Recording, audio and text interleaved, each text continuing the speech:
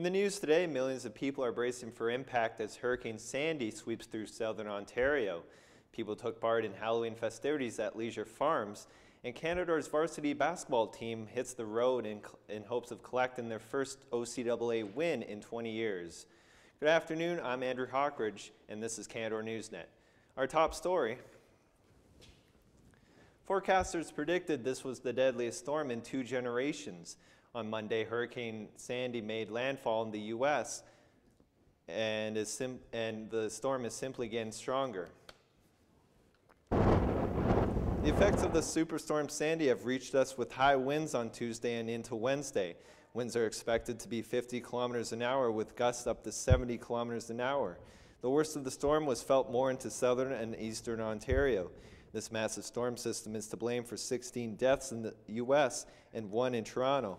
Police in Toronto say a woman was killed when a sign blew loose and hit her. Areas in and around North Bay have been dealing with power outages, and with the continuing windy conditions, it's making it difficult for crews. Kelsey Richard is outside with an update on the weather forecast. Let's go outside to see what the weather is like. Kelsey? Good afternoon, Andrew. I'm standing out here in front of the pond where the weather is a little bit less than ideal. It has been raining over the past week, but now that it's getting colder, that rain is turning into snow. So let's take a look at our forecast to see what we'll be expecting throughout the day leading up to tomorrow. It's currently 3 degrees, but feels like -1.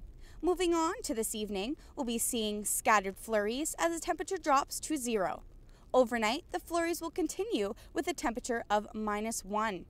Tomorrow, we'll see scattered flurries again all throughout the day with a temperature of 2 degrees. And that was your forecast for today. Stay warm, North Bay. Back to you, Andrew. Over the summer, Canadore College adopted a new member into its large family. Niji, of the Mental Health and Wellness Dog, is a 14-week-old German Shepherd who has been trolling the hallways and houses of Canadore, brightening up students' days.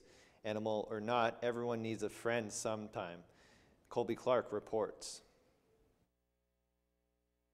Lately, odds are you've seen a furry friend running around as well. This past summer, Canadore College adopted a 7-week-old puppy to represent its mental health and wellness initiative. Following an online poll throughout Canadore's student body, this little pup was given the name Niji, which in Ojibwe means friend. Residence manager Jessica Charbonneau touches up on the importance of having such a friend around campus. Interact with the students, so he's in the lounges, the areas take him around, he's in the office all day, and just here to make them feel a little bit more at home, maybe help with anxiety of school and stress levels, and they can just kind of unwind and play with him. Niji has his very own enclosure behind Canadore's upper residence office.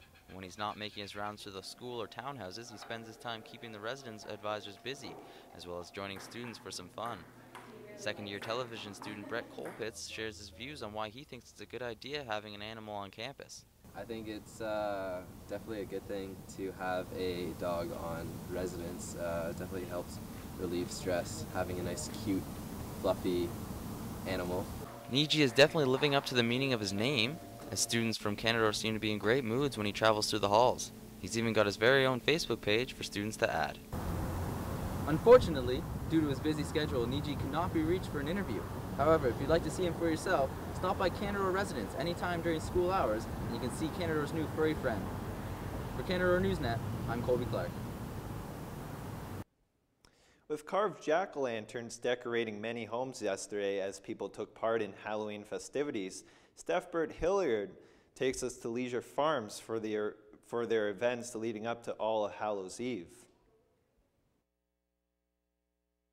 Farmers to run Leisure Farms in Sturgeon Falls. He and his family have been running the farm for about 70 years and are adamant about progress. There's less and less people that are involved in the farming, so everything's new to people that come from out of town. So the agri-tourist has really gotten bigger than before because people know less about it, and it's more of it's a big thing to see now.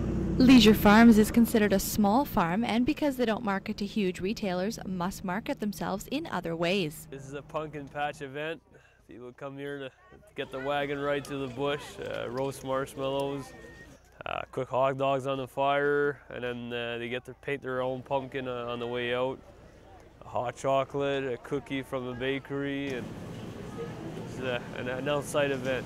The Pumpkin Patch event has been a tradition for the past 15 years, drawing visitors from North Bay, Sturgeon Falls, and even Quebec. It runs every weekend from the beginning of September through Halloween. During the week, students from nearby schools are invited out for farm tours, pumpkin painting, and marshmallow roasting. Leisure Farms also offers a corn maze, haunted barn, and lots of treats from their in-store bakery. With Halloween drawing closer, everyone's come to Leisure Farms to pick their pumpkin. Even me. For Canadore Newsnet, I'm Steph Burt-Hillyard. With the snowfall soon coming to North Bay, we asked Canadore and Nipissing students what is their favorite season. I would say I prefer summer because I don't like the cold, and I find there's more to do in the summer, like swimming, just going out, hiking. It's just a lot more enjoyable. I find winter really miserable. So I prefer fall because it's not too hot, not too cold, and the air is nice and fresh and crisp. Oh, you know what? I actually love the winter. I love being able to go outside, make all my snowmen, do stuff like that. I'm definitely a hockey guy, so winter, the fact that the snow is coming now, I'm a happy man. With only finishing in 7th place last year, the men's varsity volleyball team hopes to improve their record this year with their first game of the season this weekend against the Sheridan Bruins. Greg Samus gives us the details on how the team is shaping up for their first game. The Canadore College Panthers varsity volleyball team's season will kick off this weekend as they take on a strong team in Sheridan. The Panthers are coming off a fairly successful exhibition tournament, and Dan Trudell says how he thought the team looked and how well they played as a team. The team looked good for the first tournament. Lots of expectations were there, and our rookies did meet them. Also, our returning players did what they had to do. So we ended up with second, lost to George Brown twice. Beatable team, so we'll get them later. Canadore's successful exhibition tournament really helps raise the team's motivation, as it has been years since the Canadore College volleyball team has made it to the finals. The road is not easy for them, but with high hopes and hard work and practices, they should be able to make a splash this season. Head coach Tim Ryan talks about the road up ahead. Well, I think Sheridan's always been a force in the province. They've one of the only Ontario teams that have won national medals out of Ontario. So I expect that they're going to be a well-coached, large team. They're the team that's going to be hosting OCAAs this year, so they're gearing up for it. So they've added a lot of talent and a lot of size. So our team's just going to have to play scrappy and work hard against Sheridan this year. Canadore College will have their first look at the regular season as they take on Sheridan this weekend. For Canadore Newsnet, I'm Greg Samus. Coming up next, Kelsey Richard takes a look at the local weather forecast and answers the question, is snow in the upcoming forecast?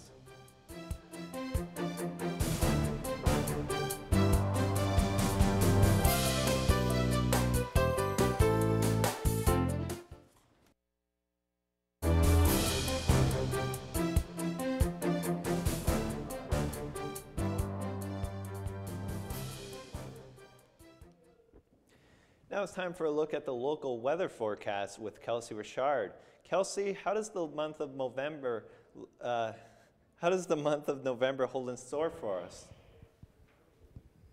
Thanks, Andrew. Well, seeing as though it is the first day of November and there's already snow, I think we'll be expecting a lot more to come. We're going to start with the Canada-wide map here. Starting out with Vancouver, we're at a steady temperature of 11 degrees. Moving on to Edmonton, where it is -6, so it is below zero, snowing a little bit there, a little bit chilly. Moving on to Regina here, still in below zeros at 3 degrees. And as we move into the middle of the pack in Toronto, we're hitting a steady temperature of 6 degrees. And as we move out east in Halifax, very warm there, a temperature of 15 degrees. However, it is snowing a little, it is raining a little bit, so they'll have nice weather, but some rain. And now we're going to move to our precipitation map next.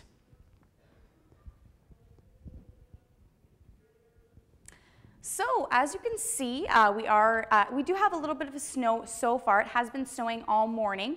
However, Kapuskasing is bringing down their snow to the northern part, so we will be expecting a lot more to come in the next few days for sure, and overnight.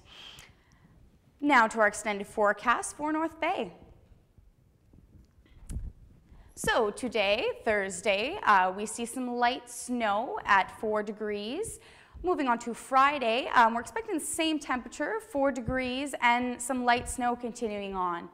On Saturday, the snow will be stopping. However, we will be getting some cloudy skies. On Sunday, we do have sun finally, 2 degrees. It will be a little bit colder, but we will see the sun, which hopefully will warm things up.